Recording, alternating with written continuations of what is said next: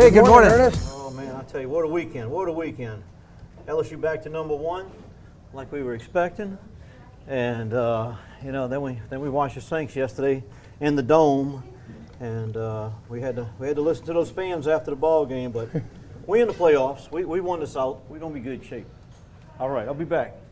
Well, good morning and welcome to Breakfast with Champion at Port City Cafe in Biloxi. I'm Jeff Marion. And I'm Randy Kennedy from iHeartRadio. Well, we just wrapped up high school football.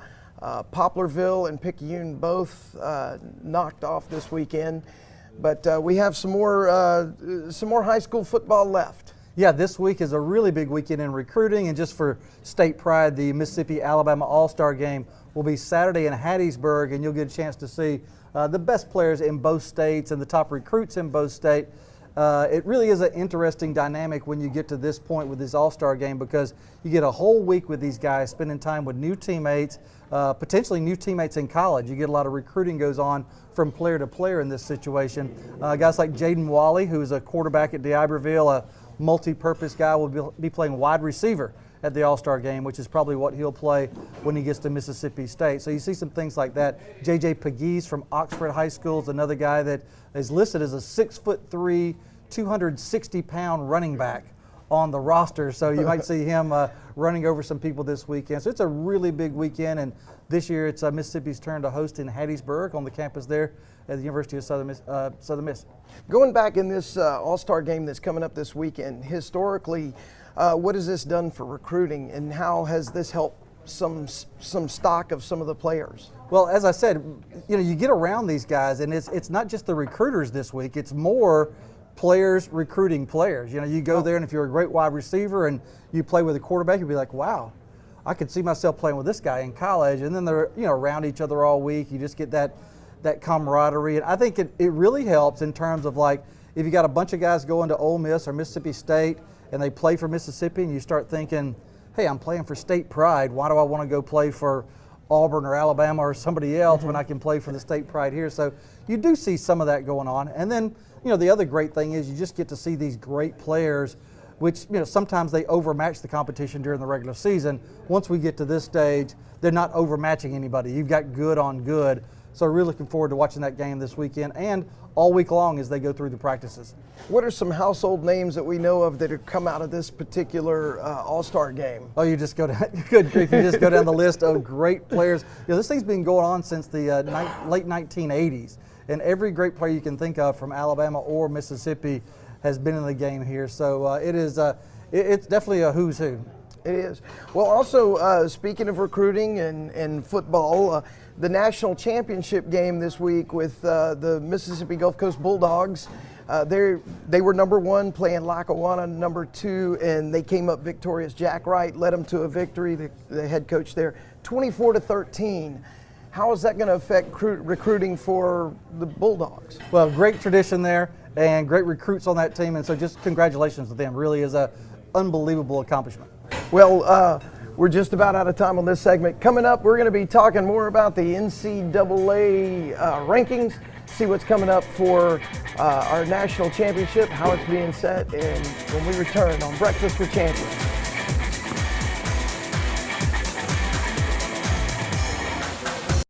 Folks, Vic Dehan at Champion, and it's back again, employee pricing. And we're happy because we can pass the savings along to you. For example, a Cherokee Latitude, MSRP $30,000, as low as $21,000. 29% off the MSRP. Stock number 69065. Some terms and conditions may apply. The Black Friday sales event here at Champion all month. ChampionValue.com. Champion!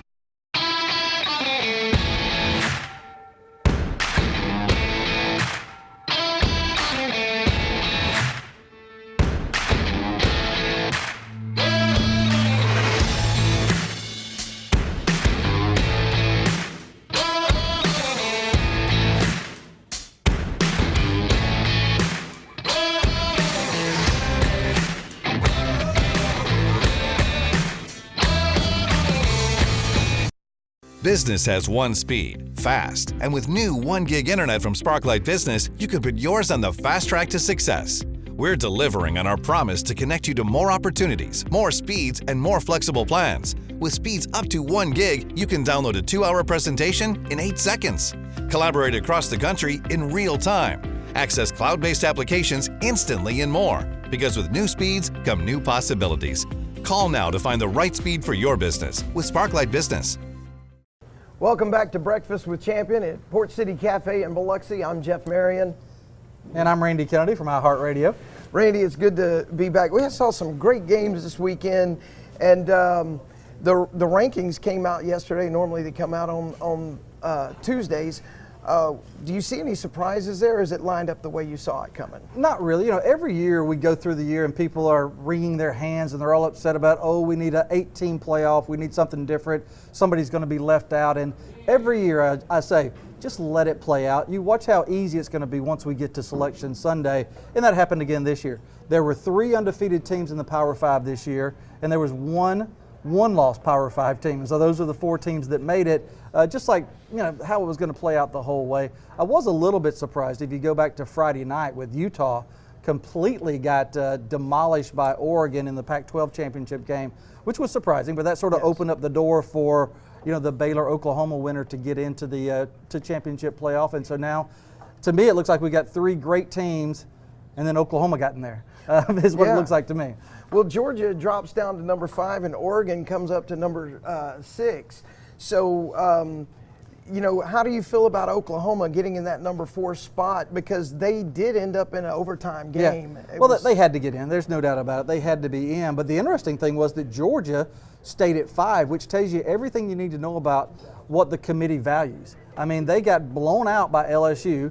They lost to an 8-loss South Carolina team, and yet they had good wins. You know, they had some really good wins, Georgia did. So they valued that. They didn't put as much stock in the fact that they got blown out by LSU, lost to a bad South Carolina team. So Georgia finishes 5th. I think that's a little too high when you just look at what Georgia did, their complete body of work. But that's where they end up. But really the top 4 is what matters. Oregon at 6, Georgia at 5. I thought those might be flip-flop, but does it really matter? Not really. Not really, yes.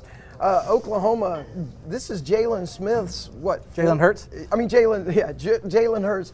It's his 4th appearance in the college football playoffs. How much is that going to help him in these playoffs with his experience in playoff games? Well, you know, it's definitely going to help, although he's been turning the ball over a lot this year. But he's just part of a bigger trend. When you look at the quarterbacks who made it, you know, you got Joe Burrow, who was at Ohio State. You got Justin Fields, who was at Georgia. You got Jalen Hurts, who was at Alabama. And then even at Clemson with Trevor Lawrence, he's certainly not a transfer, but a big part of his story is transfers because he came in there, beat out Kelly Bryant, who then transferred to Missouri. So it really is kind of the year of the transfer quarterbacks in this playoff. Wow. It also shows you that if things don't work out somewhere, there's been quite a few transfers all over college football this year, and some have gone on to be some success, and we're seeing some success stories here. Clemson coming in at number 3. They usually say that you're number 1 until someone knocks you off, and they're still an undefeated team. Is there any surprise there with them at number 3? You know, their schedule was so incredibly weak, and Dabo Swinney doesn't want to hear it, but it really was that weak.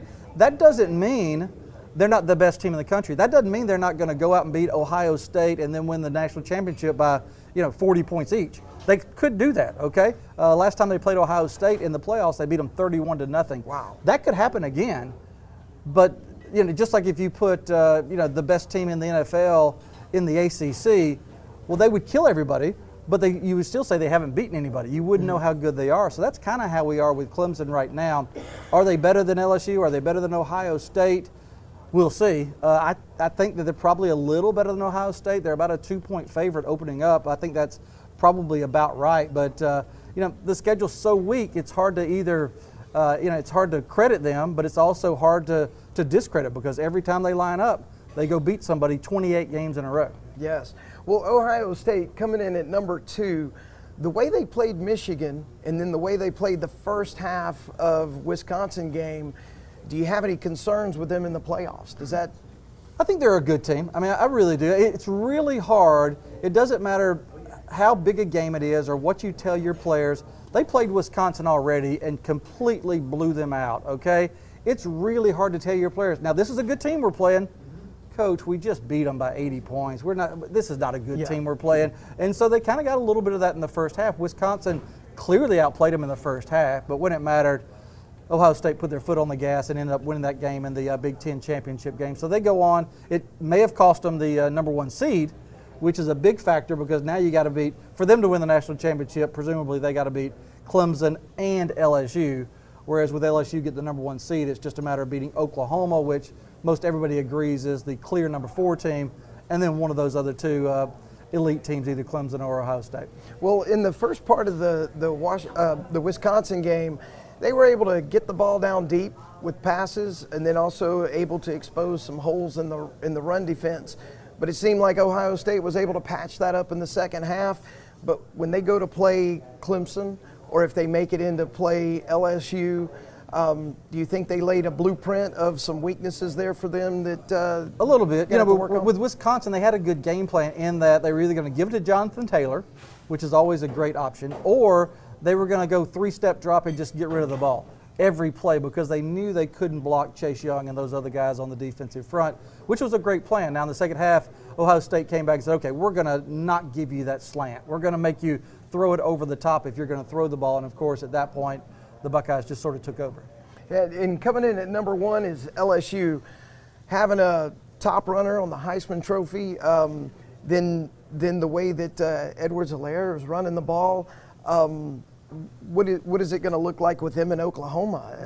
I thought it was the easiest pick of the year, LSU over Georgia in the SEC championship game. There's just not enough firepower on the Georgia offense to make a dent, to win a shootout. And the only way you're going to beat LSU is to win a shootout. That is your only option because as well as they're playing on offense with Joe Burrow and all the weapons that they have there, I just thought that was a no-brainer. Now, Oklahoma, could they win a shootout? Maybe. I guess they could, although I really like LSU in this game. But certainly Jalen Hurts and CeeDee Lamb and those guys, the Oklahoma offense can put up a lot of yards on anybody. But I really like LSU in this game. And then the more intriguing one, I think, is Clemson-Ohio State, which is more of a pick'em game. Now, a lot of people are saying Joe Burrow is the shoe-in for the Heisman. Who do you think is his best competition in that? I don't think there is any. There isn't? I'm one of the voters. My ballot is due here in about 2 hours. I'm going to figure it out from there. But, I mean, how are you going to vote for somebody different? It's just a matter of who else. It's been 2 storylines. One, Joe Burrow has been fantastic and completely taken this thing by storm. The other is that all the competition is kind of fallen by the wayside. You know, I thought Tua Tagovailoa was a good choice. He got hurt. Chase Young from Ohio State was a good choice. He gets suspended for 2 games. You just kind of go down the list of who you might put in there as a contender, and they've all just sort of fallen to the side, whereas Joe Burrow has not had a bad week all year long. He's been terrific. He's going to be a very worthy Heisman Trophy winner coming up in a couple of weeks. So the Heisman race is really a marathon, not a sprint, right? It is, and he was every marker, he passed the test. Well, we'll be talking about the NFL when we come back on Breakfast with Champions.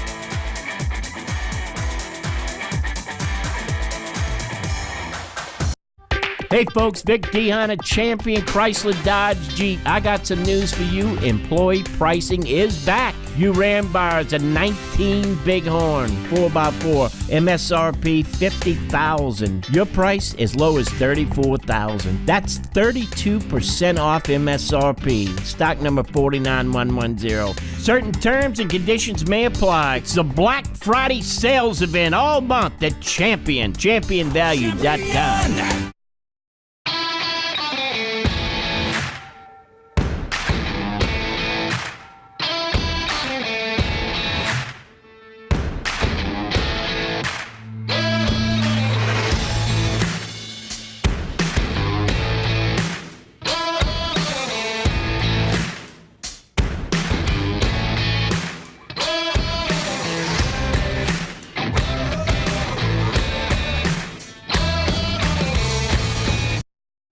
This town is on the move, and we're moving forward with you, helping you grow your business and connect to more customers using today's ever-evolving advertising technologies.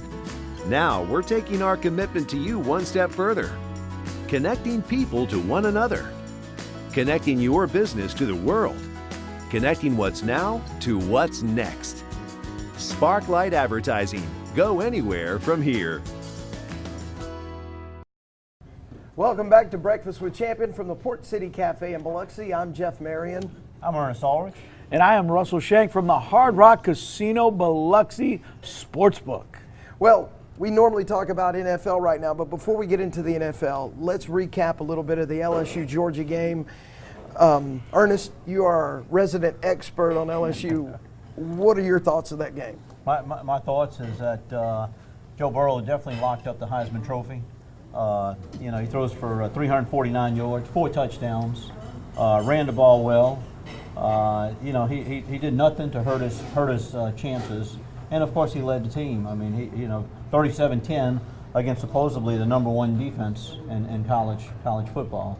So great win. Well, the way that LSU is playing offensively and seeing how Ohio State, the way they played Wisconsin, the way they played Michigan last week, I just don't see anybody being able to offensively stop it with injuries. Without any injuries, without anything happening that's out of control of football, I don't see anybody being able to stop them. I don't even see Ohio State being able to stop them. Well, what are your thoughts? Watching how Ohio State played Wisconsin in the first half, Wisconsin definitely exposed some weaknesses to Ohio State, and I can assure you, Coach O is watching that game tape. Him and Dave Aranda and Joe Brady, and they know what to look for there. But I don't know if they're going to get ahead of Clemson. Clemson's got a good team. Well, they asked Joe Burrow, whenever if you receive the Heisman Trophy, who is the first person you're going to think? And he said, offensive line. Yep. So how important is that? They've been keeping him rather clean, but when they can't keep him clean, he's got some escapability there. During that game they were comparing him to Tom Brady a lot, and but one of the things is his ability in that pocket to move around and to feel the pressure coming and to be able to get out, know when to run, when not to run, and let the ball go. He's going to be, in my eyes, a near can't miss in the NFL. I mean, he solidified just how great of a quarterback he is. And I think LSU goes all the way. Well, the LSU being able to get some healthy, the defensive players healthy again, I think that LSU put to rest the argument about their defense isn't good enough to keep them in the #1 spot. Oh yeah, I mean, most of the year they play this up-tempo offense. So when you got up-tempo offense, the defense is going to definitely struggle. You're trying to, they're getting on the field so much faster. The offense is scoring so fast. But against Texas A&M and now against Georgia, I mean, heck, they held Georgia to 61 yards rushing. 61 yards. I mean, and that's what Georgia. That's their game is to run the ball. And Fromm throws 2 interceptions. And the thing about Fromm in big games like that, he struggles. I think they're 1-4 in SEC championship games, and they've been in the last 3 years in the SEC championship game. So LSU took care of business against the best defense in the SEC and in the nation. Joe Burrow had 349 yards and 4 touchdowns. So I say that they're ready for any defense. And speaking of defense, that brings us into the NFL segment. The Saints have some defensive woes they've got to get corrected going in. I mean, they've got the South locked up. They say the South isn't good enough, but to move on from just being the South champions, they've got to fix that defense. Yeah, they definitely do. I mean, the secondary, and even yesterday, the defensive line just wasn't getting Garoppolo. They weren't getting the pressure on Garoppolo. I mean, they had some key sacks at key times, but the defensive secondary just struggled. I mean, from the initial start of the game, I mean, there was 3 consecutive pass plays, and the 49ers went straight down, scored a touchdown just that quick. So, and we didn't have no answers for it. It just continued throughout the whole game. In the NFL, you cannot give up 48 points. You're not going to win if you give up 48 points. And now I will say this, what a game it was. It was one of the best games I've seen when you have that much offense going, and you saw a little bit of everything in that game against San Francisco. But, teams are consistently picking on Apple, and they just have not played well on the defensive side of the ball. They had a lot of trick plays that were moving the defensive line in one direction and then getting the ball in the other direction, and the Saints were continually falling for that. Now, if they play them again, I mean, they're going to meet up again if the Saints keep winning and San Francisco keeps winning. And I tell you, they're going to be ready for that. But if you don't have the personnel to play that offense, I didn't see anything that special. There were they dialed up a lot of trick plays, and they were running a lot of guys open. Emmanuel Sanders is like nobody even knew he was on the field. It was like he was a ghost until the ball got to him, you know. Right. And the tackling was poor. If they tighten those things up, which right now, do you think the defensive coordinator for the Saints his job's in jeopardy? Because I've seen Sean Payton fire a guy in the middle of the season for less. Well, he definitely was getting an earful on the sidelines a couple times during that game. Yeah. And I think it'll definitely be a different game if they meet up in the playoffs.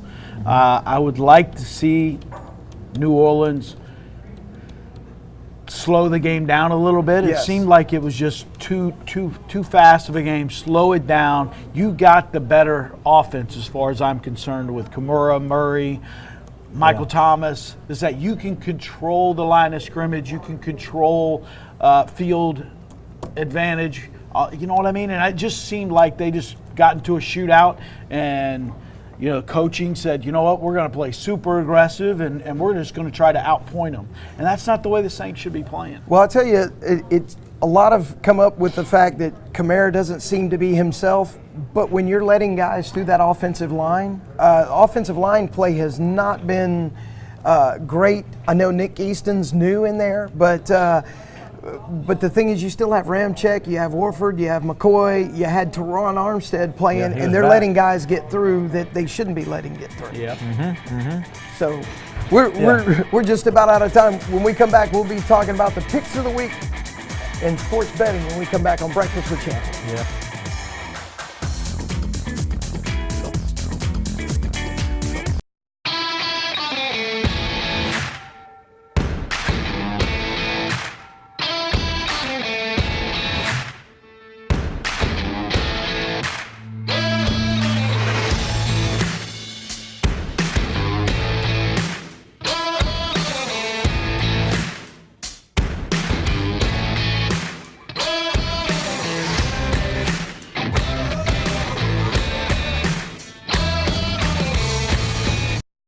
The employee pricing is back at Champion. You pay what the employees pay. Vic Dehan at Champion. We got an MSRP of $37,000 for a Jeep Grand Cherokee. Employee pricing price is $27,000. That's almost 27% off the MSRP. Stock number 69051. Certain terms and conditions may apply. It's a Black Friday sales event all month at Champion. ChampionValue.com. Welcome back to Breakfast with Champion at Port City Cafe in Biloxi. Just a quick reminder, next week's show, we're going to be discussing all the bowl games of the national championship for the NCAA football games coming up. And we're going to have a special show next week. I can't wait because I'm going to make all the good picks. I'm going to be the one.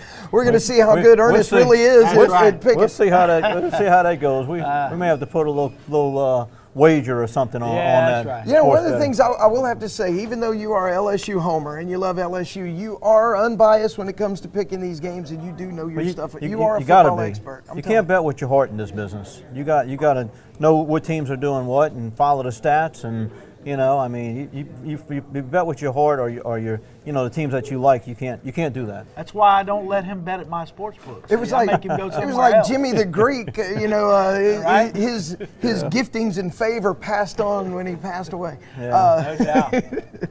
So anyway, coming up this week, what's going on with Sportsbook at the Hard Rock Casino? Now that we've got.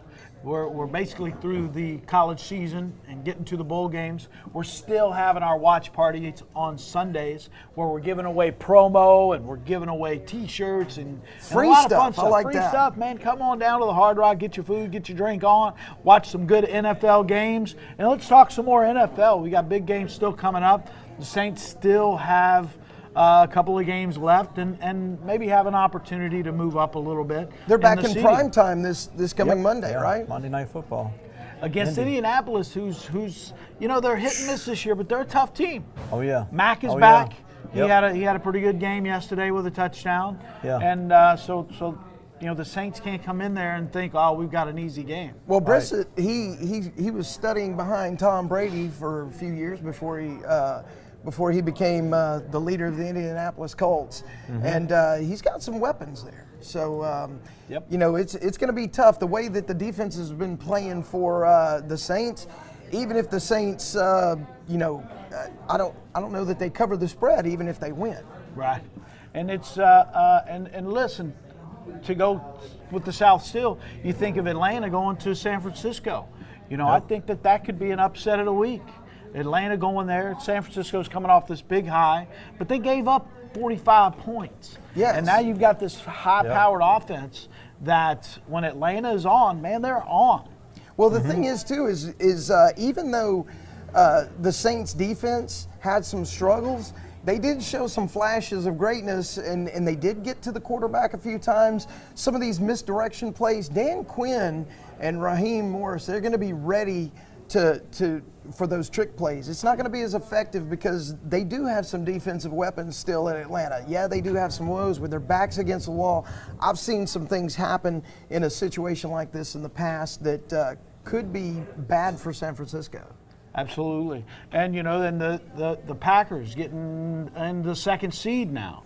But they're just not playing real well. I'm a huge Green Bay fan, you know that, and they're just not playing. They did not look that good against Washington yesterday, and they're going to have to play better if they're going to do anything going forward. Well, the Rams go to Dallas. Dallas is getting 3.5 points, but look at what the Rams were able to do against the Seahawks, and the Seahawks have a good defense. They were ready to play. It was. Yeah, the Rams have had two strong games back to back. So, Rams could be a team that we don't, Saints don't want to see get in the playoffs and have to play. They're coming together, especially as the defensive side of the ball. I mean, they kept Seahawks from scoring a touchdown. I mean, they could not get going at all. Yeah. And they looked dominant. And that's what got them to the Super Bowl to begin with, was the defensive side of the ball. And they're looking like a team you don't want to see in the playoffs. Yep. All of a sudden, they found Gurley. Gurley has been under the radar in these last two games. Gurley's just come to life. I mean, he's running the ball hard, he's catching it, and he's scoring touchdowns. And they found another weapon. Well, the Patriots had trouble in their home turf last night. Boy, that game, I tell you, the way it finished, Belichick not having that challenge really cost them. Because if he has that challenge, that's a touchdown. Yep. And then they kick the field goal to tie the game. So it's I don't understand why refs don't just give them the touchdown and then take a look at it. If it's close, give them the touchdown so that you can take a look. Yeah, we're seeing a little bit of that. It's kind of disturbing. The only college game this week is Army and Navy, and that's always a big one.